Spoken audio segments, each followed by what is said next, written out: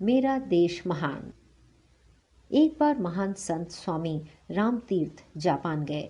वहां संत जी रेल द्वारा यात्रा कर रहे थे। उन दिनों वे केवल फल ही खाते थे। गाड़ी एक स्टेशन पर जाकर रुकी।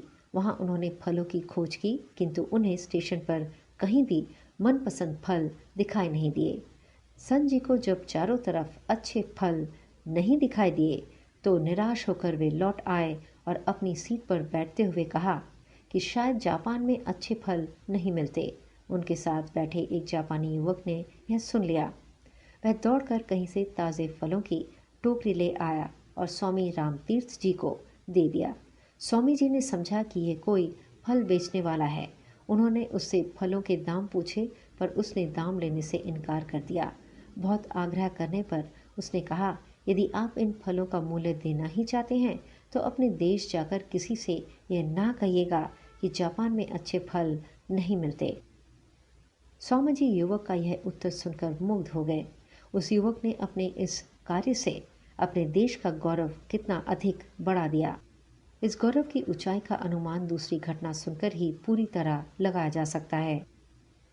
किसी देश से एक युवक जापान में शिक्षा लेने आया। एक दिन वह सरकारी पुस्तकालय से एक पुस्तक पढ़ने के लिए ले आया। उस पुस्तक में कुछ दुर्लभ चित्र थे। उन चित्रों को उस युवक ने पुस्तक में से निकाल लिया और पुस्तक वापस कर दी।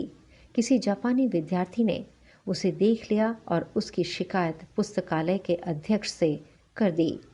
पुलिस ने तलाशी लेकर सभी चित्र उस विद्यार्थी के कमरे से बरामद किए और उस विद्यार्थी को जापान से निकाल दिया।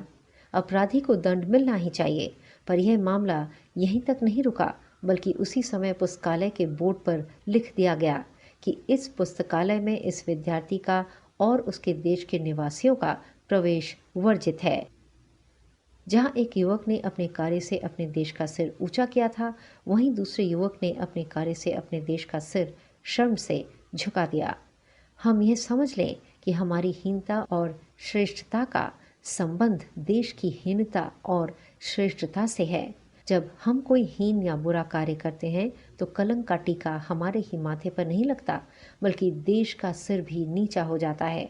जब कोई व्यक्ति श्रेष्ठ कार्य करता है तो उसका सिर, उसके माता पिता का सिर और उसके देश का सिर भी गर्व से ऊंचा हो जाता है। इसलिए हमें कोई भी बुरा कार्य नहीं करना चाहिए जिससे हमारे देश की प्रतिष्ठा पर आँच आए।